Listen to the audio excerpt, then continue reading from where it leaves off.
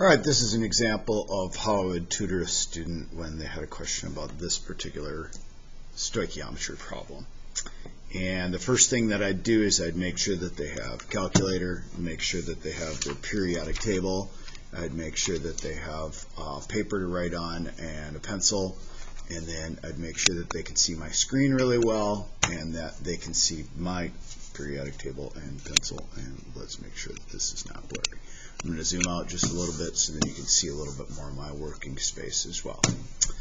All right, so let's start here, and since this is a stoichiometry problem, we're going to have to know a number of pieces that give kids cognitive overload.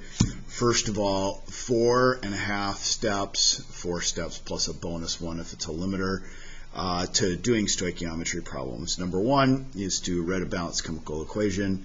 Number 2 is to convert the given substances to moles, and that could be done multiple different ways.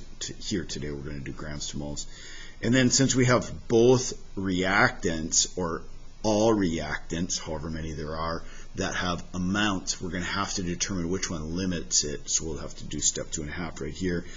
Thirdly, then we'll decide which one's the smallest after we divide by the coefficient to determine the mole-to-mole ratio, and then convert to the ASPER units. All of these pieces require a significant amount of background knowledge, so I'll pause as I go along each time, checking with the student, checking for understanding, making sure that they feel comfortable with each one, because if you're not comfortable in one of these, then you have overload, and then everything kind of falls apart to pieces. So let's just start from the beginning right here. I'll work through it, pretending like I'm asking some questions along the way as well, and getting some student responses, and then just doing the problem as well. So number 1, first to balance the chemical equation. So we've got N2H4, and then we've got N2O4. Whoops, and then we've got an arrow right here.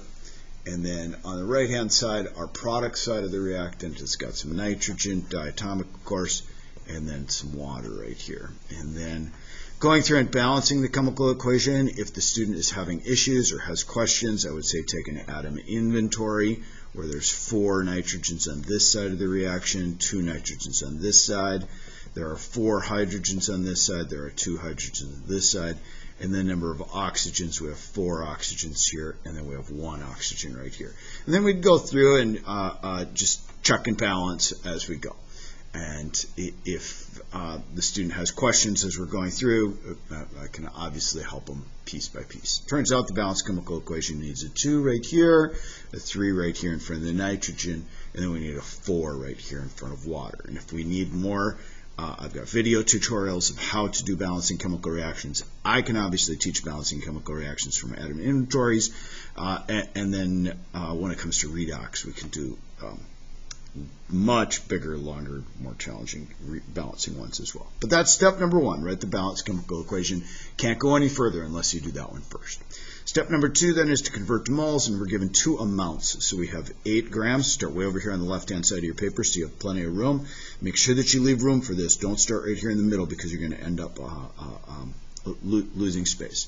And we have N2H4, so write down G for grams, and then make sure you put the formula right after it as well. Skip a line, and then write down that we have 92 grams of the N2O4 right here. Put a multiply sign, put a line, put a multiply sign, and put a line.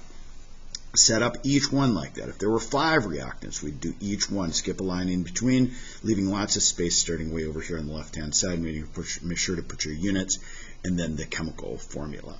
And then when we convert to moles, there's a couple of different ways to learn how to do this. And if you have cognitive overload from this because you never learned how to convert to moles, I teach something using like a mole wheel like this, where we're going to go from grams to moles. There are multiple different ways that you can see this. There are lots of different techniques that are tricks that are used, but the point is that we're going to take the units that we have and put them in a position where we're going to cancel. So we're going to put grams of N2H4 down here. We're going to put grams of N2O4 down here, and then we're going to put our desired unit on the top, and what we want to know is moles of that substance. So moles of N2H4 up here, and moles of N2O4 down here.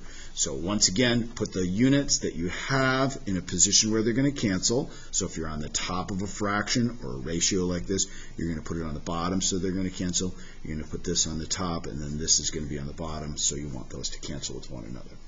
And then we put 1 on the top of the moles because that's what we're converting to, and then we add up what's called the molar mass or atomic masses of the atoms that make up this formula on the periodic table. So here's where you need your, this is the one that you get if you did IB chemistry, this is the one that you get if you do AP chemistry, and then this is the one that is, this is another version right here. Here's another version. It doesn't matter what periodic table. What we need is the atomic mass for each one, and we need to add it up. So N2, so we look under nitrogen, it's 14.01, I know, but we have to multiply it by 2, so that's about 28. And then each hydrogen is worth 1, and so that would be 4 more. So we have a total of 32, 28 plus 4 more, so 32 grams in 1 mole of N2H4. And then when you add up N2O4, same thing, you got to find the nitrogen on here, 14 times 2, and then you got to find the oxygen, 16 times 4, and when you add those up, then you get 92. It turns out to be really nice numbers on this. So then what we do is we take 8 divided by 32, ends up being 0.25. Now on your calculator, I really like doing it on a video screen like this because then I can show the type of calculator that the student has. I have multiple different versions of calculators, and I can usually come close to matching what the student has. And this one's obviously easy, 8 divided by 32. But if you're doing exponents or logarithms or something like that, sometimes it's nice to just see it on the screen, and then you can see how to do that and make sure that there's not a calculator error when you're going. 92 divided by 92, of course, is 1. So we have 1 mole here of the N2O4, 0.25 moles here of the N2H4. All right, we're to step 2.5 right here, where we're going to determine the limiter. And the quick, easy, dirty way to determine the limiter is to divide by the coefficient. Now, there are multiple different ways to do limiting reactant stoichiometry problems, and if the student was taught in another way, like work it through using the mole-to-mole ratio and then converting units to see which one ends up being smaller or bigger, I can teach that. That's fine. But here's a quick, easy way that if you had 30 reactants and you wanted to know which one's the limiter, convert them all to moles, and then just divide by the number in front of, right here, 2, the number in front of, right here, 1, and then answer the question, which one's going to be smaller. You don't actually have to do the division. You just have to be able to know that if you did the division, which one's going to end up being smaller. And this one obviously is going to end up being smaller. So this is our limiting reagent or our limiter. And that's the challenging piece for students lots of times, and I could spend a lot of time talking about why it limits and showing piece by piece where it does as well if the student has more questions or that's the area of their cognitive overload. So 0.25 divided by 2, that would be our smallest. 1 divided by 1 is obviously much smaller. And so now take this number, and we're going to go on to step 3 right here for the mole-to-mole ratio. So on the left-hand side of your paper right here, leaving lots of space, we'll put 0.25 moles.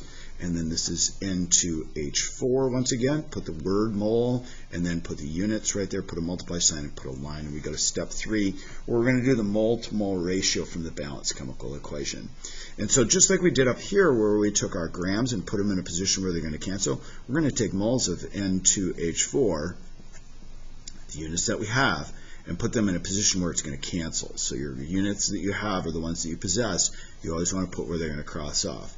And then the thing that we desire to know, that's what we want to put on the top. And I desire to know how much H2O is going to be produced right here. So looking back at the question once again, read the question and make sure, go back and reread and find out what is the piece that they want you to know, and they want you to know H2O. Now, I know that they tell you what is the mass of H2O right here, but that's the last step because that's the asked for units that they're going to look for at the end. Right now we got to get to moles because step 3 is the mole-to-mole ratio.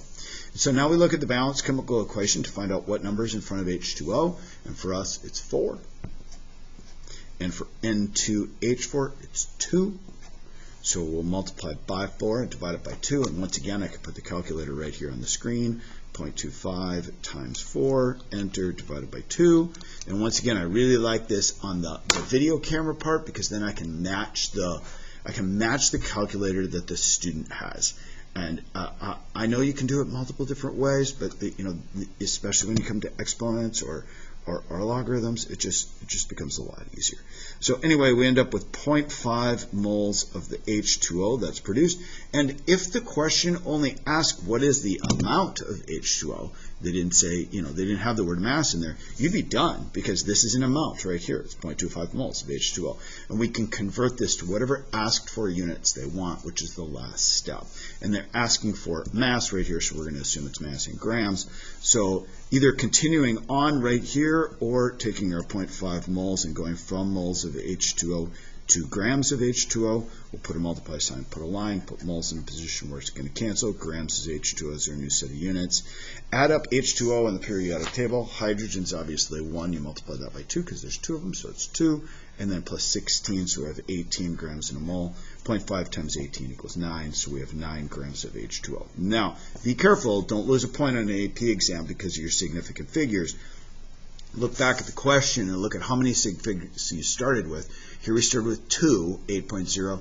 Here we started with 2, 92. So really, technically, the answer should be 9.0 with a G right here, and then put H2O in the end, and then you match the number of sig figs that you started with. Very technically, on an AP exam, it's rare where there are less than 2, and it's super rare where there are more than 4. And so I always tell kids, estimate to about 3 sig figs. Go to 3 sig figs on every answer, and you pretty much can never lose a point because you can be plus or minus 1 sig fig. Anyway, there's a tutorial on how to do this limiting reaction stoichiometry problem. Have a great day.